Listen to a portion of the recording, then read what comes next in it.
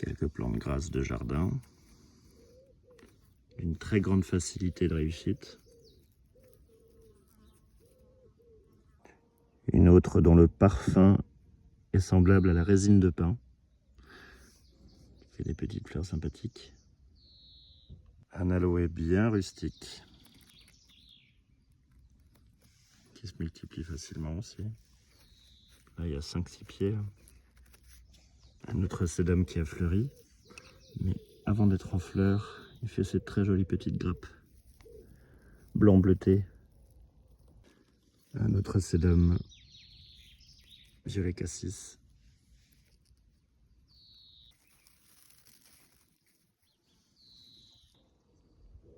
Jovibarbe.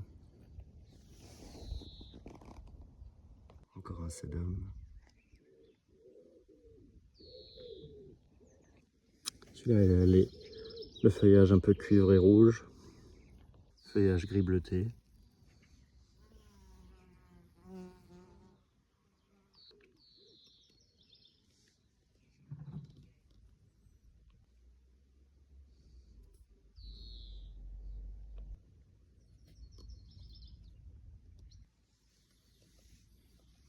Sempervivum, la joubarbe. Le problème, c'est quand ça fleurit, après la rosette là, elle meurt. Donc je suis content d'avoir d'autres rosettes et d'autres bébés pour pas perdre complètement la plante. Après, vous me direz, ça fait des fleurs, donc des graines. Mais c'est toujours plus pratique et plus rapide d'avoir des bébés comme ça que d'attendre que les graines donnent quelque chose. La sauge argentée derrière, qui est poilue et dodue. Un vrai ours en peluche. Là, il y a un Echeveria elegans qui pousse vraiment très bien en Bretagne. L'humidité de la Bretagne ne le dérange absolument pas, il fait que de grandir, même en pleine terre, là, dans une rocaille. Le Graptosedum bronze, qui pousse vraiment très bien aussi, sur une rocaille en pleine terre. L'hiver, il a un peu ratatiné, mais il repart sans souci.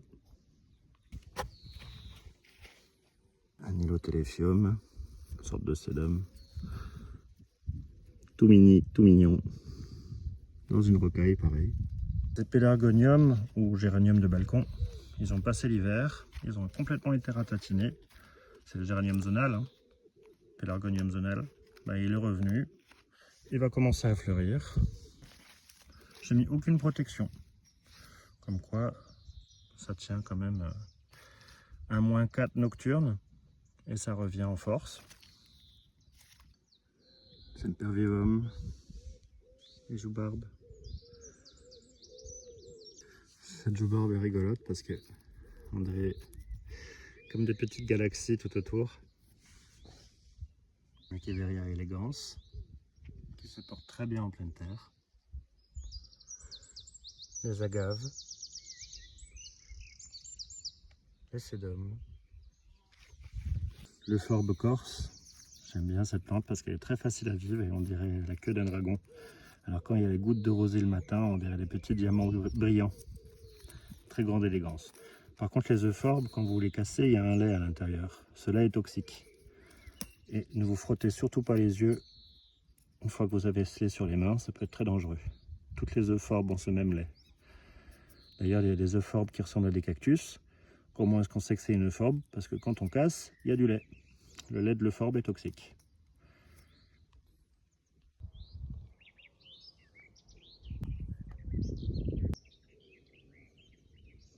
Alors le temps que toutes les plantes grasses s'installent, forcément ma rocaille elle est un peu internue. Mais là du coup il y a des abeilles solitaires qui font leur nid, donc ça convient quand même à une partie de la nature. Et petit à petit ces sédums vont prendre le pas, vont couvrir, vont faire un couvre-sol. Et il y a des rosiers ou d'autres buissons qui vont bénéficier de leur couverture. Et tout ça, ça avance doucement, ça s'installe tranquillement. Les joubarbes sempervivum font plein de petits. Donc petit à petit, il y aura un tapis de toutes les couleurs. Un sédum.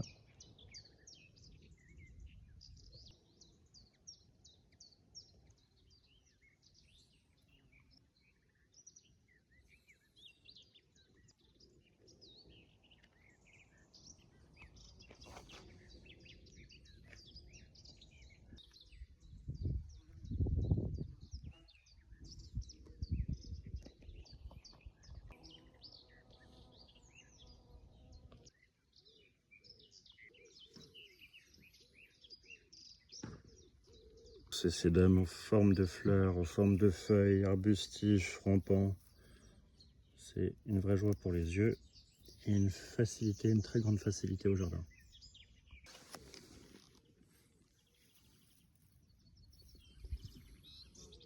Et du coup, moi ça fait quelques années comme ça que je fais des tapis de sédum dans le jardin.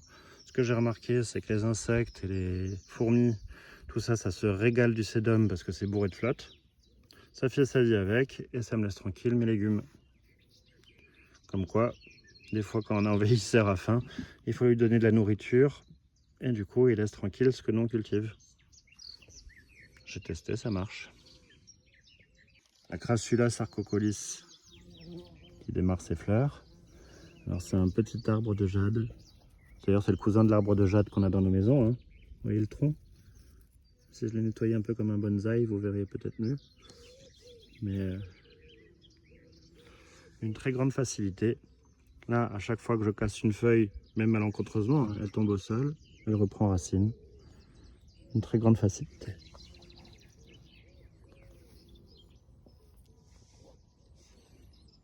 Un sédum album qui est presque devenu une mauvaise herbe ici. Le moindre petit morceau tombe et reprend, même dans le gravier. Et quel bonheur de voir toutes ces fleurs.